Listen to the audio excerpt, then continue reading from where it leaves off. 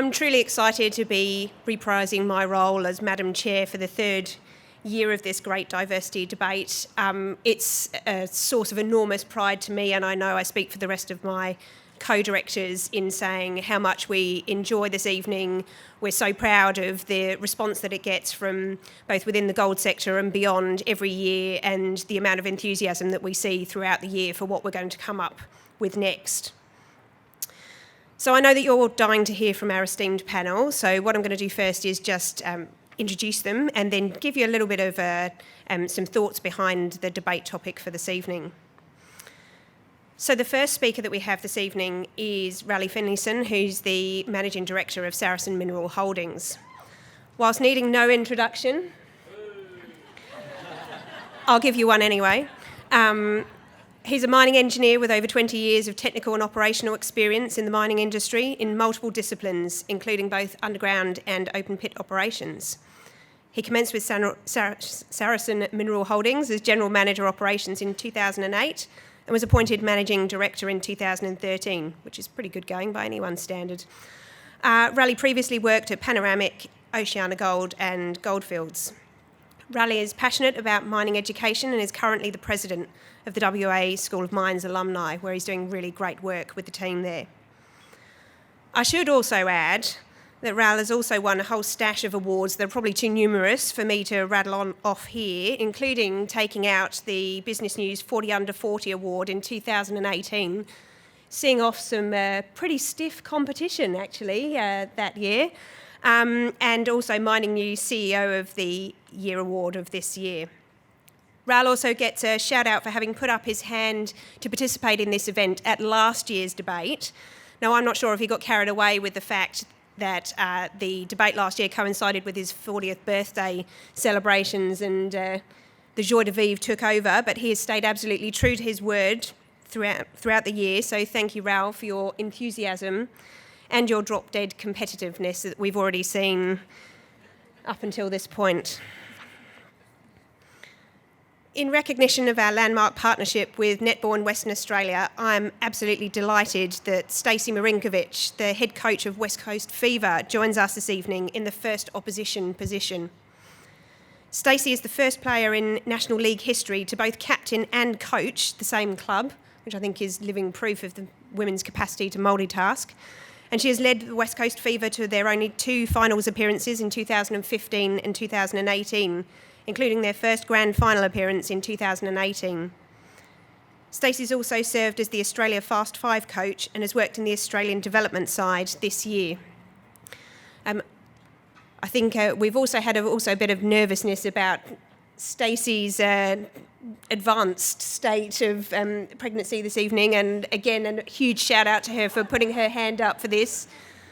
I think there were a few people waiting in the wings pretty nervously, wondering if she was going to make it through, but I reckon now they're probably pretty safe. So thank you, Stace. Our second proposition speaker is Tashana Jones, who's a student at Curtin University. Tashana is a second-year geology student studying at Curtin University.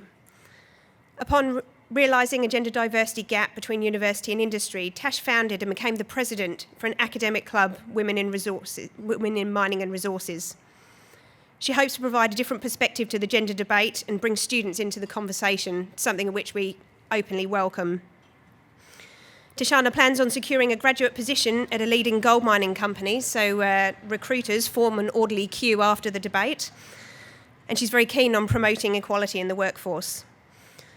Can I just also add that Tash is the second participant that we've had at this event who has leapt at what is undoubtedly a rather daunting prospect, notwithstanding the fact that she is right slap bang in the middle of her end-of-year university exams. So I think Tash deserves a specific shout-out for that reason alone. Our final speaker for this evening is Matthew Popham, who is a Director of Taxation at Newmont Gold Corp Australia. Prior to this, Matthew worked for over 20 years at KPMG in both the UK and Australia.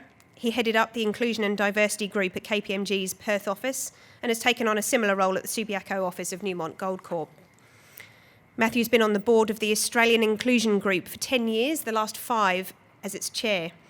The IIG has 2 main aims. The first, to support people at risk of social exclusion, enabling them to live a good life of their choosing, and secondly, to support organisations and communities to create inclusive, welcoming environments, all of which are thoroughly admirable aims.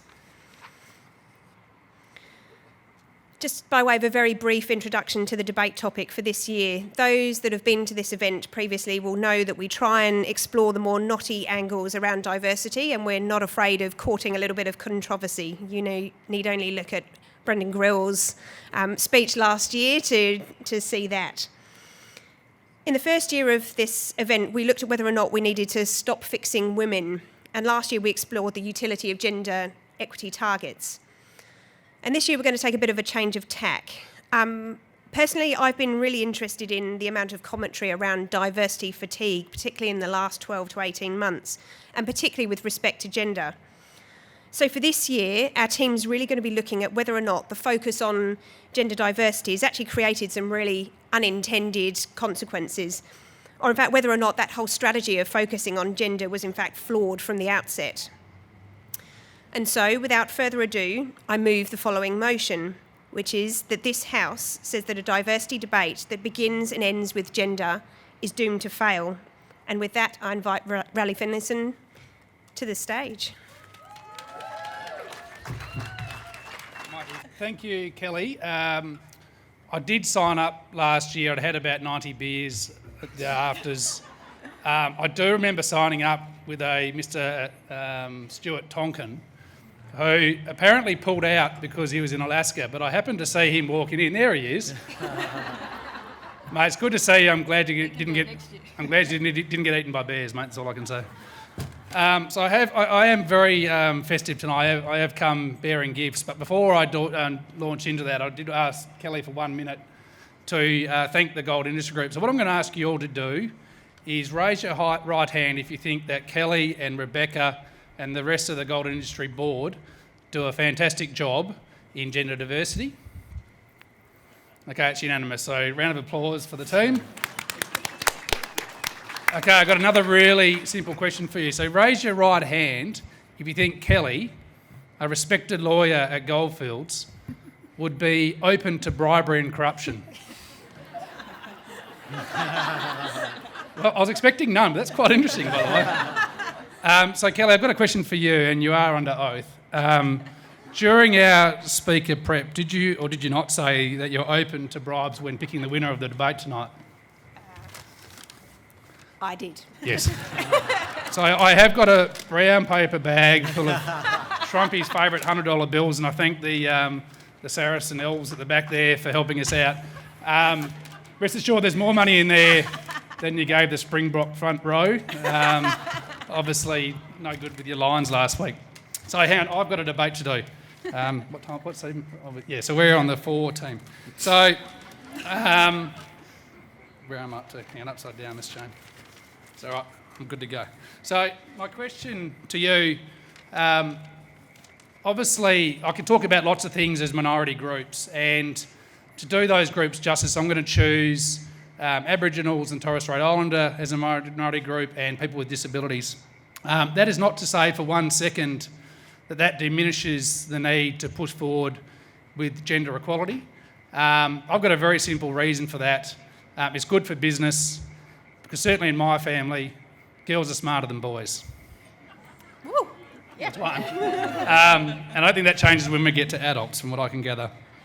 So look, on disabilities, so I've got a really simple quiz for you guys, and I want you to answer this question. I want you to think about and answer this question. So, what percentage of 18 plus year olds in Australia identify themselves as having a disability or a permanent health condition? What percentage in Australia above 18? So what I'm going to do, I'm going to pick, and I want you to think about that in percentage terms. So if you're thinking about 3, I want you to round it up to the nearest 5 to make it simple for me. So call it 3 goes around to 5. What I'm going to do is I'm going to start at 50%, and I'm going to count down in lots of 5. And when I get to the number you think it is, I want you to raise your hand, and I want you to keep your hand up until I get to 0. Clear as mud? Good. Okay, so let's start at 50, 45, 40. Okay, freeze. Look around the room. Put your hand up really high. That is actually the number. 40% in our population, the stats are 22% recognise themselves as a long-term health condition and 18% recognise themselves as having a disability. When I say recognising yourself as having a disability is a hard thing to accept. People are born with disability and usually they've got really high resilience, but a disability can occur to any of us at any time. And I'm going to introduce a very special lady in a minute. It's going to I'll talk to her about her story, but it's a really interesting scope and I'd like you to have a chat to her after the debate. Some more stats for you that are quite interesting. The Australian labour force participation rate for people with disabilities is a disappointing 47% versus 83% with people without disabilities. It wouldn't surprise the women in the room that it's harder for a woman with a disability to get a job versus a male. So males, currently 60%, those with disabilities are currently 60% employed, women are at 45%. So less than half the population of females with a disability are currently unemployed. When we look at employment of people with disabilities across the industries in Australia, the leaders are retail, so this is the employers of people with disabilities. Retail are at 12%, health and community services at 11%, property at 10%. So we're in the mining industry. So what I'm going to do, I'm going to ask you another quiz. I'm going to start from 0% and count to 10. I want you to pick the mining industry's participation or employment of disabled people across Australia. Starting at 0, 1, hold it there, look around the room. That's actually 1%. We're at 1%, in fact 1.4% of people with disabilities employed in the mining industry. Hands up really high if your mine site, the company you work for, any of your mine sites has someone in a wheelchair on your mine site. 2. So in Australia, so the question is why not? So in Australia, in fact, in the gold industry, we overcome challenges. So in the 90s, we needed to overcome a challenge of having people going out into stopes, so we created remote bogging. In 1987, we allowed women to go underground for the first time. We put in a new change room. Bob's your uncle. Bob's your auntie. And we had females underground. So we are able to overcome challenges. We might not have someone in a wheelchair underground for safety reasons, but what stops someone in a wheelchair working in the surface office? Gender pay gap is a big issue, and it's dropped to a new time low of 14%. If we think about disability pay gap, the researchers found that Australia has the lowest average income for people with disabilities as a percentage of people without disabilities at 44%. So people with disabilities are paid half what people without disabilities are paid. Australia ranks the lowest out of OECD countries with relative income of people with disabilities. Mexico's ranked first. Australia's ranked lowest at 27th. 45% of people with disabilities are experiencing poverty. So my question is, who is going into bat for these people? There's one person I'm going to ask to come up onto the steps here and give her a hat so she can identify herself to talk to afterwards. Her name is Sally Hollins. She's the CEO of the Edge Employment Solutions. Edge has been a charity that formed 25 years ago.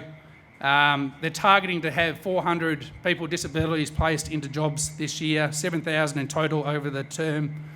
As part of my little pack, my gifts I've got in here. Here's Sally. I'll give you a wonderful hat for wear. Golden District Group. There you go, take that one. And Sally's got a fantastic brochure book here that she can share with you afterwards if you're interested. Looks perfect. And on the inside page, it's got the top employers of people that take on, of companies take on people with disability. There's 15 companies on there. Anyone have a crack at how many mining resources companies are on there? 0. Good theme. There is more we can do, obviously.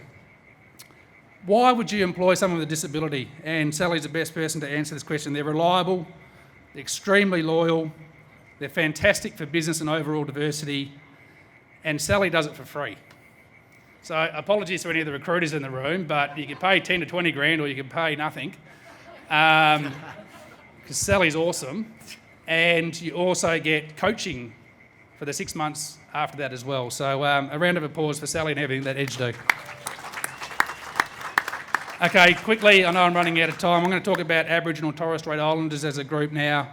The latest consensus shows that population is 3.3% of the total Australian population. Indigenous people still receive a personal income that is only 2/3 that of non-Indigenous population. The mining industry ranks 10th for employment by industry. If we look at the split of employment by geography, the high employment areas, and I say high, it's plus 50. And how ridiculous is that as a high benchmark? Is Brisbane, Sydney, Melbourne and South Headland. I think South Headland particularly is led the way by FMG, who employ 12.1% of all of the Australian workforce, mainly through their VTech program. The low employment areas, if you look at the map, is all the areas that our mines are within at 38 to 43%. Evolution out of what we can see as a leader out of the gold industry. At Saracen and led by Marianne Dravniks, who has led this program, written my speech, put my hat on. We partnered with St Barbara, a really good initiatives with the Shooting Stars. I'm going to ask Lacey, who is 28 weeks pregnant. What are you up to? 5 weeks after me. 5 weeks after. Your Christmas Same day, office, right? yeah. There we go. From the Shooting Stars group, who do some awesome work. Here's a couple of hats for you. Thank you. Who do some awesome work. And their program is around trying to get girls to come to school via netball.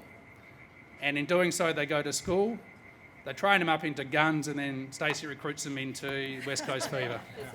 Thank you, guys. And the last person I wanted to ask to come up quickly is Doug Harris from Clontarf.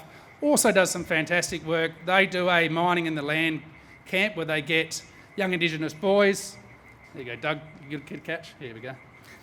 Young Indigenous boys to get into our industries and see what they do. Fantastic support from companies, Anglo Gold springs to mind, and they do some fantastic work. So if you see these crew around tonight with the hat on, go and have a chat to them about some of these fantastic initiatives. For me, just having a look at some of the sustainability reports, and I'm trying to be really positive here, but it was fantastic working with Marianne the last couple of weeks. The deeper we dug, the more things we found, and there's a particularly large mining house, probably only 2. It's not Rio Mans, rest in peace. It's actually BHP, God forbid, and I love them to bits. But what was interesting is a 100-page sustainability report. There was 2 sentences on Indigenous employment and no sentences on disabled employment, which I thought was a really good opportunity for a BHP and Rio, particularly when you think about their remote operations moving into centralised control centres in the airport and the city. You would have thought Sally would be inundated with people being able to fill those roles, particularly with the Indigenous capabilities they can't do, even potentially in a truck, but certainly in a control centre. Just one last thing. So hands up, who's attending the Aboriginal and Torres Strait Islander People and Goal event next month? Not many, if any, because there isn't one. Likewise, there isn't one for disabled people either. So who is going into bat for these people? The people that are going into bat are Sally, Doug and Lacey. All these people want for Christmas is why I'm wearing this silly hat that's literally cut the blood off to my head. I'm about to pass out. All they want for Christmas is an opportunity. My very last act, I think I've got it in here somewhere. I think it's all right. I've been learning how to do hypnotics. So I am very competitive. Like this, So what I'm going to do is I want you to look at this thing. And when Kelly asks you to put her hand up or shout loudly for this team, when picking the winner at the end, I want you to go into a deep sleep. And then for the winning team here, I want you to throw your hands in the air like you just don't care. Thank you.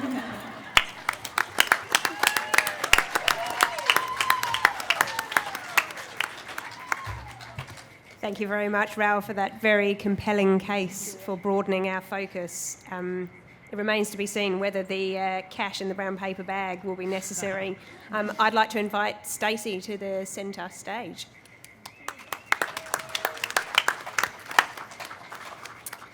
First of all, I'd like to say what a great privilege it is that I get to stand up here tonight and contribute to such an important social agenda.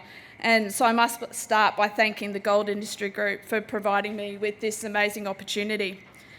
I also think it's fitting that netball and sport more broadly be represented at this debate, not just because of the landmark partnership we've formed with your industry that is leading the case for change in gender balance, but because sport itself provides a great measure for where our communities are facing these challenges, from race to religion to cultural identity and to people with a disability.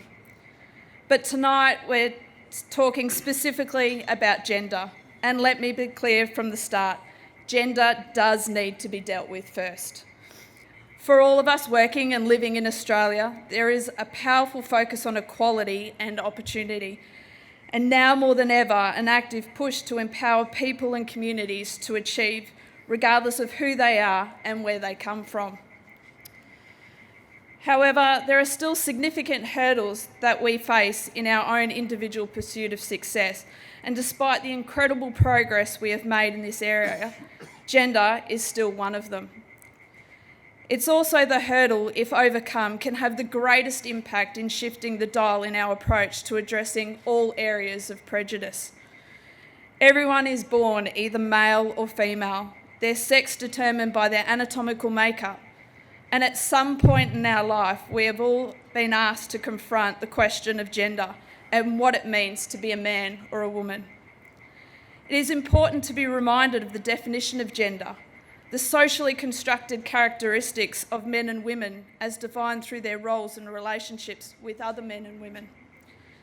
Gender, or the notion of being a man or a woman, is ultimately about one's own identity. Historically, we have defined gender by certain characteristics: feminine traits such as caring and nurturing, and masculine traits such as strong and aggressive.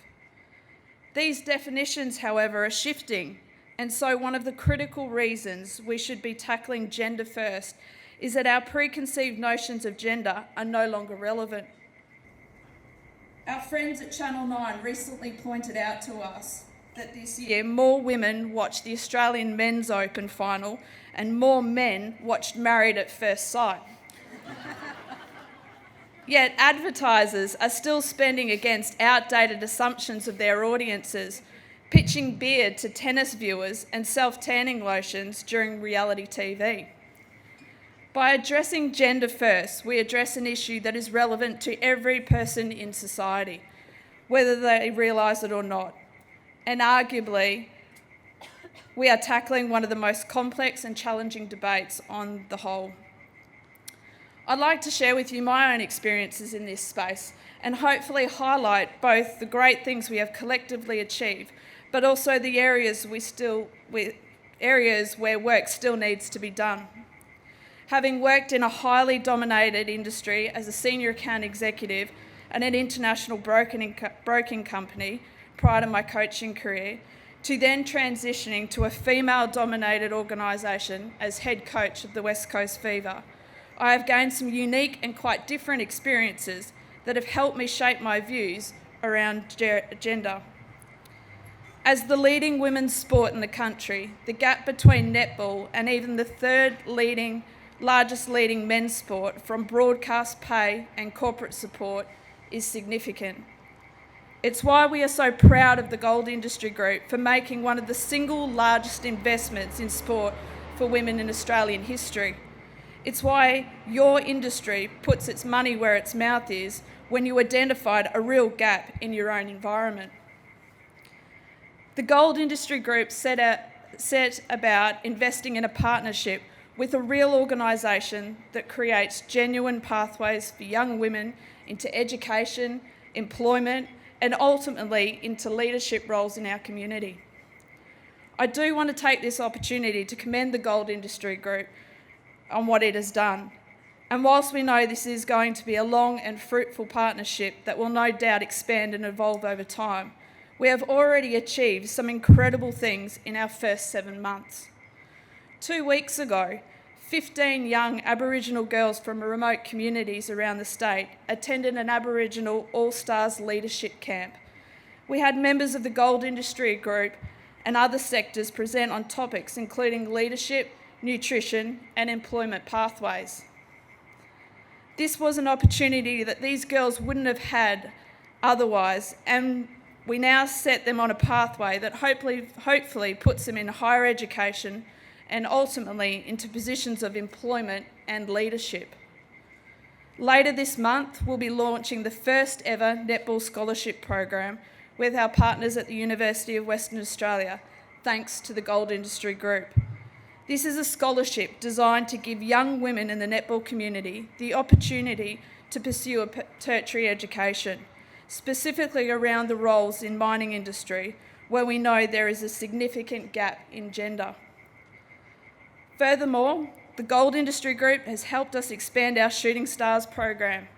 Shooting Stars, as mentioned before, addresses massive gaps in gender, specifically to remote Aboriginal communities, where we know young girls are 40% less likely to finish high school. We know that by completing secondary education, they are more likely to become employed, to have healthier lives, and become contributors in their own communities. On that note, Go for it. thank you. I didn't realise you're on our team. You're wearing the shirt that's supporting my program. Go the girls. I knew we'd suck you into that. You branded it well. These are the things that our partnership with the Gold Industry Group have achieved, and I don't think anyone in the room would argue that it isn't an incredibly valid and worthy cause to be investing in. And it was done because your group and our sport agreed that gender balance needs to be addressed and needs to be addressed now. In finishing, every person in our society has been challenged or experienced hardships, conflict, competition, or classification when it comes to gender. Whether you play the role of a coach, carer, sibling, parent, partner, husband, wife, man or woman, you are an important member of our society and make an invaluable contribution no matter your role in the broader growth and development. Anyone, anywhere should be treated with equality, and depending on your level of commitment, your ability and your hard work should be the one that creates your opportunity. If we can use the discussion on gender as a priority, given the scope in which we can reach and empower people to be the best they can be, and as a consequence, influence and contribute to all circles within society, then the discussion on gender doesn't solely become a discussion about entitlement, but a representation of the positive influence we can make in our communities, and through our experience, we can learn how to better raise and be successful in other areas of concern.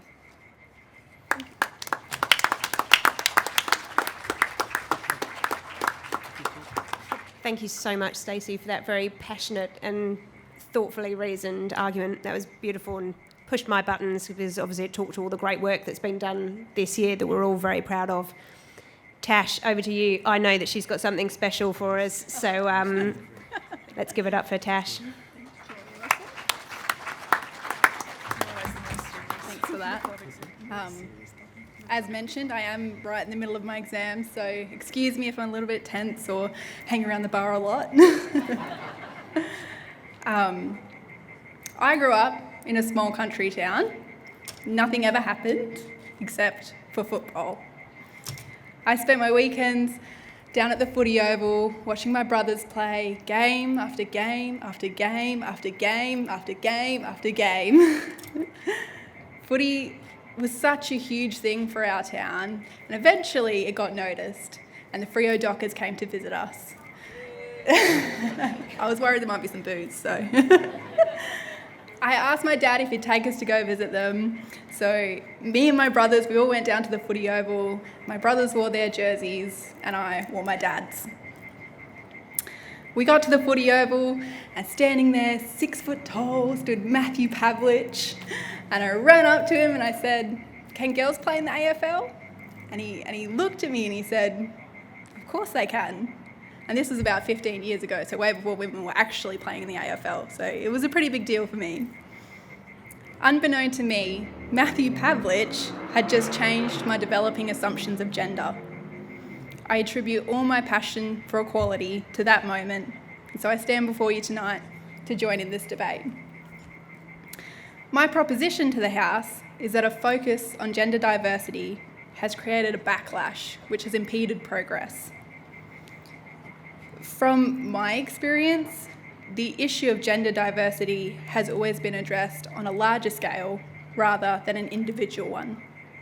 Sure, we've all seen diversity programs and gender initiatives, but never have I been told why me being female benefits the people around me.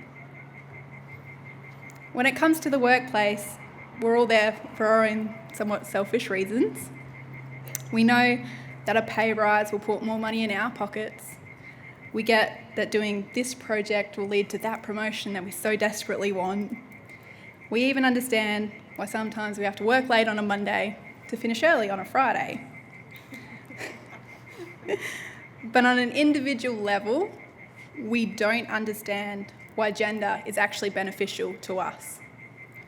So we're met with this resistance from a misunderstanding. How is this going to make my life or even my colleagues' lives better? When something's changing and we fail to understand why, we find comfort in what has always been known.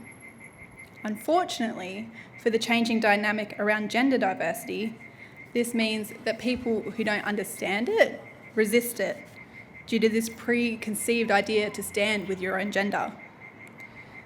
Until we completely understand something and how this is more than just us versus them, ironic for tonight, no change will actually happen. Before I studied geology, I worked in tax and accounting. And every so often we'd be called into boardrooms and be given diversity training, right? Yeah, it's pretty common. And it always went along the lines of us all being huddled into a boardroom and someone would stand up the front and present this diversity program which basically said, be nice to one another and men, don't sexually harass your co-workers. We'd all leave and everyone would be grumbling about how that was such a waste of time. The men felt attacked and the women felt unheard. And once again, we just initiated this gender divide. While there was an attempt to make things better, on an individual level, we were left feeling segregated from one another. Rather than using that time to educate about the benefits of gender diversity, those meetings were always seen as men versus women. No equality was ever reached. So 3 months later, when the next diversity training day came, we all knew what it was going to be. It was going to be pointless. So there became this natural resistance.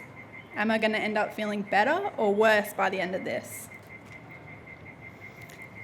I don't believe you need to train employees to be good people. I do believe that making personal connections can motivate people and ultimately change their perspectives.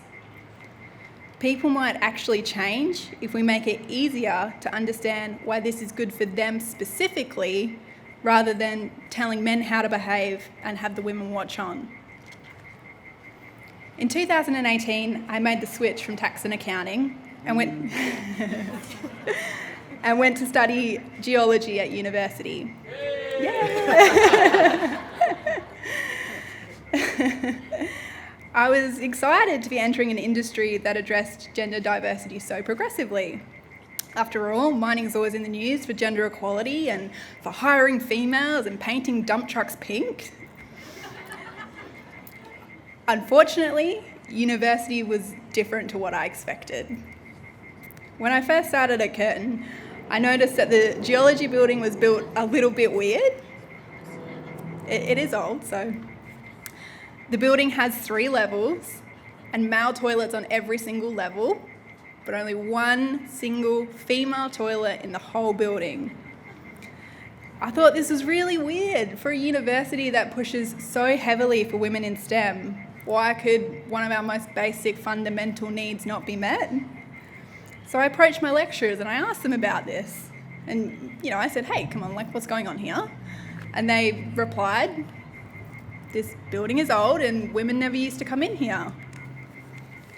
How ironic that even before we've got into industry, there's this cultural perception that gender equality is inconvenient.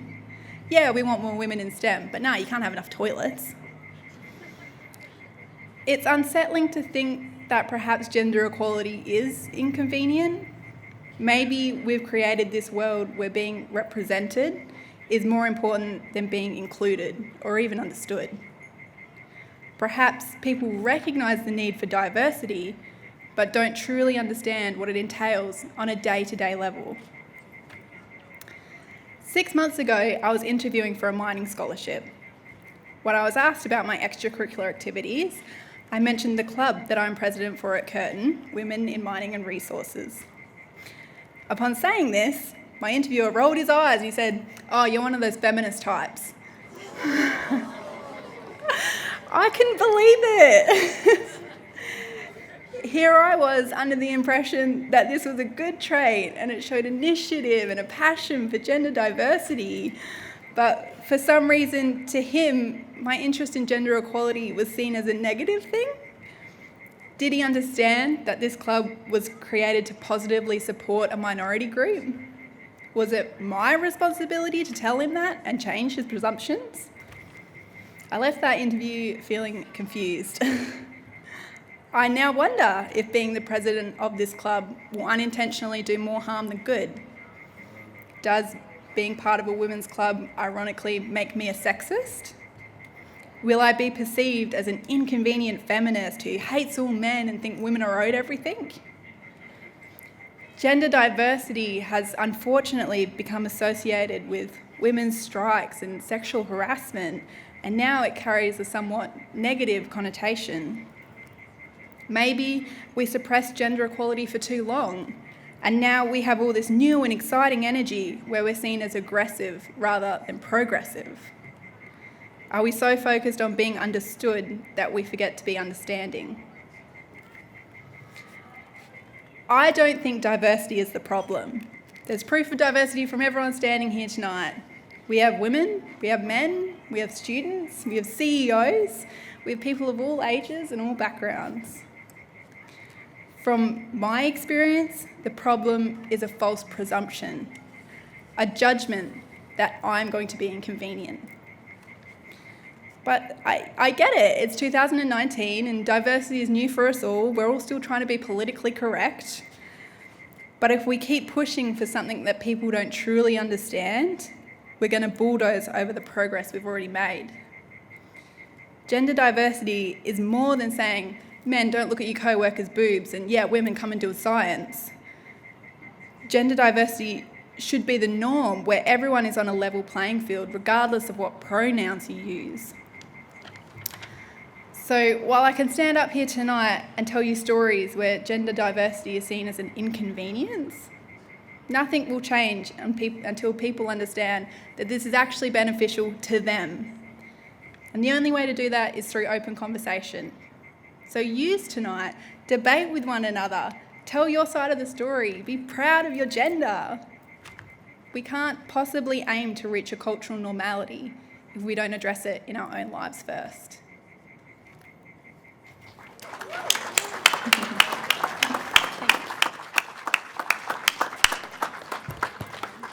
Thank you so much, Tash. That was excellent and provided a really grounded account of what diversity fatigue can look like for somebody that's looking to enter our industry. It's absolutely fascinating. Matt, what have you got to say to that? Bring it on. Hi. Well, I'm just going to start my clock. I'm going to bring it home. This is good fun. So, for those of you that were here last year, you would have heard Andrew Kennedy from Newmont speak. He was a UK-born, white, middle-aged male. Andrew wasn't able to win the debate last year. Kelly saw to that. And so Newmont needed to rethink its strategy. Just like the Labour Party, we went through a painful period of self-reflection. An analysis, and the root cause was identified. Andrew had too much hair. And so I got the gig this year.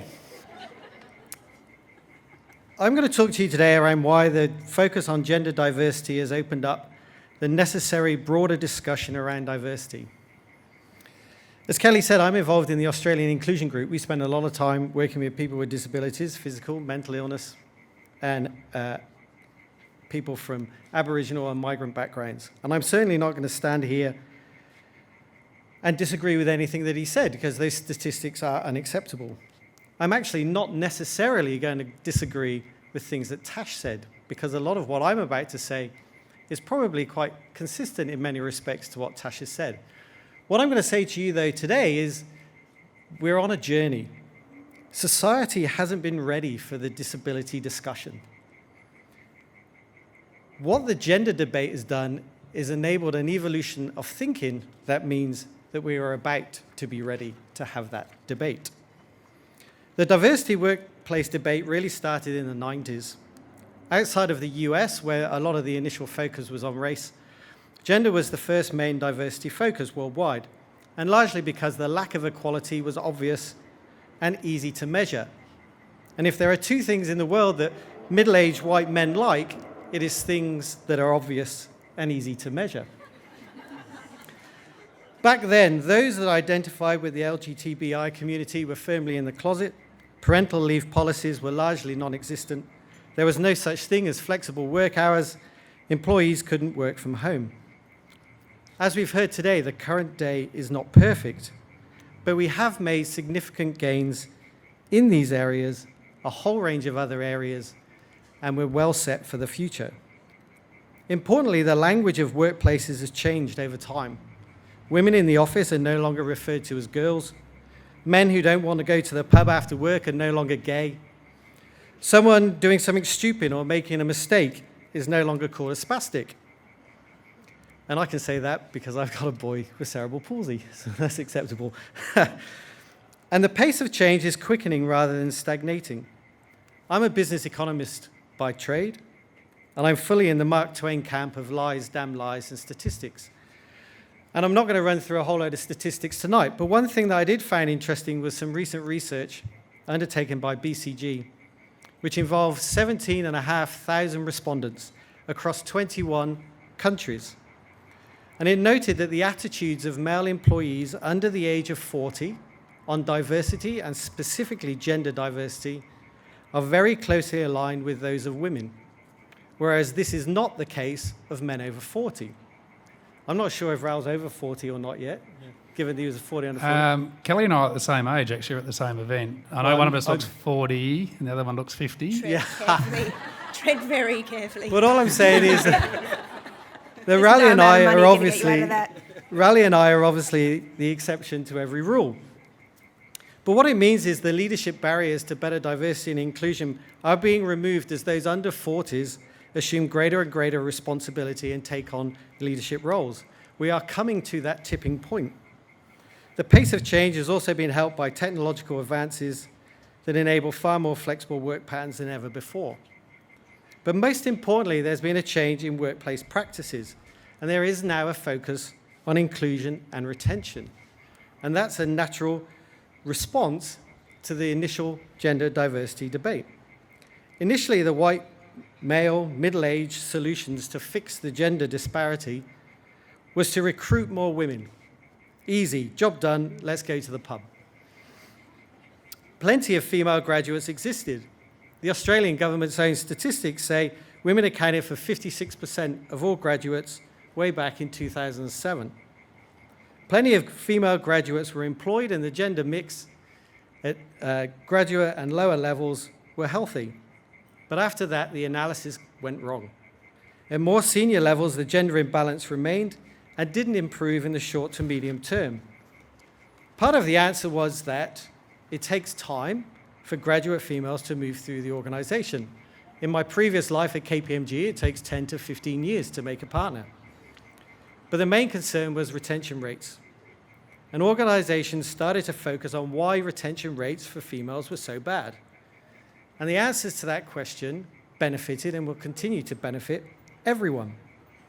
Attempting to hire and retain more women as a direct result of the gender debate started the conversation.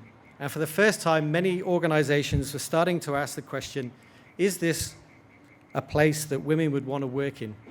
Will they feel supported? Historically, to progress, you had to be a carbon copy of your boss. Back then, you had to be a good bloke. You had to like sport, you probably smoked, you drank to excess, you're an alpha male, you're Caucasian. I should know I worked at Arthur Andersen in the 1990s. But it wasn't just women that were like that. I'm a white, I was rugby playing back then, male, but I had twin boys when I was really young. And I wanted to play a role in their upbringing. And for those of you in the room that know my wife, you would know that I didn't really have a choice. But what it meant was I couldn't spend hours in the pub after work. Colleagues and clients at the time had no tolerance for men or women that put family first. And even my ability to fit in suffered as you couldn't join in with the morning after discussions about the antics of the night before. Thankfully, today's world is different. It is not perfect, but there is more focus than ever before on the ability of someone to do the job. As Tash has alluded to, the simple truth is diversity is far broader than the often quoted groups of gender or race or religion or disability. We are all individual and different. Even people who look the same or come from the same backgrounds or have the same preferences are unique and have their own personalities, and you have to treat them differently to get the best out of them. Ask any good school teacher or sports coach. Workplaces are evolving, and I'll give you some examples. Performance management has developed and matured, making the performance assessment far less subjective and making it harder for favourites to progress at the expense of others. It's now far easier to perform your role from any location, any time of day. In Newmont, a lady working for Newmont had to relocate to Sydney with her family. Instead of having to resign, she simply worked remotely. And it's not just big business where this happened. At the Australian Inclusion Group, a relatively small not-for-profit, similar story. One of our staff moved to Queensland. She's now working from Queensland. On that note. Yes. Oh, good. I get an extra 2 minutes. Yeah. If you ask me a question. I'm just curious. Yep. Newmont's Aboriginal and Torres Strait Islander percentage in the workforce and disabled people. Yep. And I'm going to come exactly to that question. So thank you, Riley. I'll get to that at the very end. Carrying on with my examples, I will come to it. I trust you. I'll even point to you when I get to that point. It's no longer taboo for men and women to ask to work part-time or to restructure your working days to fit around your other commitments. Maternity leave policies are now parental leave policies. Someone in my team, a male member of my team, has just taken 6 months off paid parental leave to allow his wife to return to work. And changing community attitudes are being brought into the workplace, so it's more and more people are feeling comfortable about their sexuality. As part of this, workplaces are challenging from diversity to inclusion.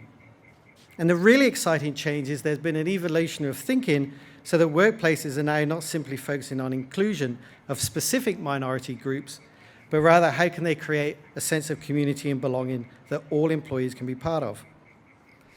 Whilst the initial focus was on gender, the emerging solutions are having benefits for everyone. Oh, thank you. I mentioned my two boys. One has got cerebral palsy. One of the things I've been aware of is the concept of twice exceptional. Someone who overcomes challenges and can still be able to succeed. And you see it all the time in the workplace. People whose English isn't their first language. Women who have to juggle childcare. The exciting thing is that now when I see some exceptional performance management discussions, they're now starting to reflect not on the grammar and spelling mistakes or a couple of grammar, but they're marveling at the fact that there are only a couple when English isn't their first language. Instead of focusing on someone having to leave work early 4 times a year to pick up the kids, it didn't happen for the other 300. So, in conclusion, trying to get a better gender balance across workplaces has been hard, particularly in this industry.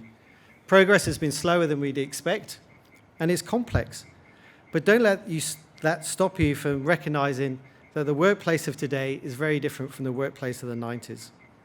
The focus on gender equality has shone a spotlight on recruitment, role design, and performance management policies which have changed to benefit women, but a wider group of employees.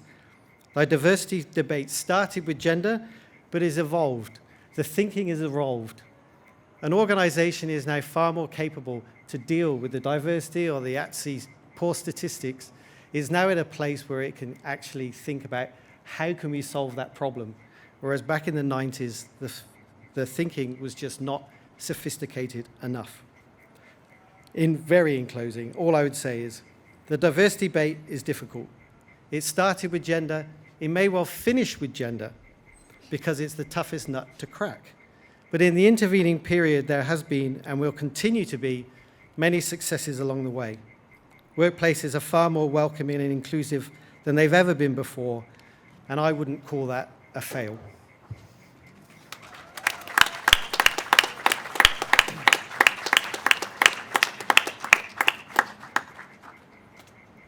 Thank you very much, Matt, for that very well-reasoned argument that really showed, it was a real celebration, actually, of the true progress that has been made. I think this is now what is known as the moment of reckoning. There is a brown paper bag that is being... Wait, I'm sure there's a form I need to complete for that. There's definitely a form. I think I forward that to the Fever. I think I might have actually drafted the form that you have to fill out. Right, I'm going to throw it open to the floor, given that my partiality has been compromised by that presence of that brown paper bag. So I'm going to throw it out to the floor. So those in favour of the proposition, Rao and Tash, give me a shout, please. Oh, it's big. It's big.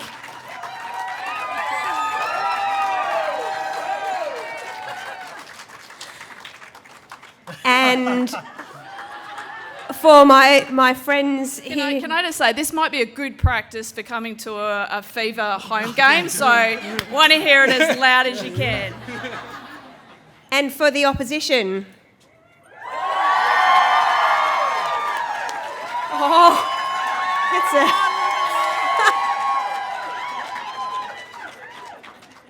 it's a huge call. It's a moment of pressure. I'm going to give it to the opposition.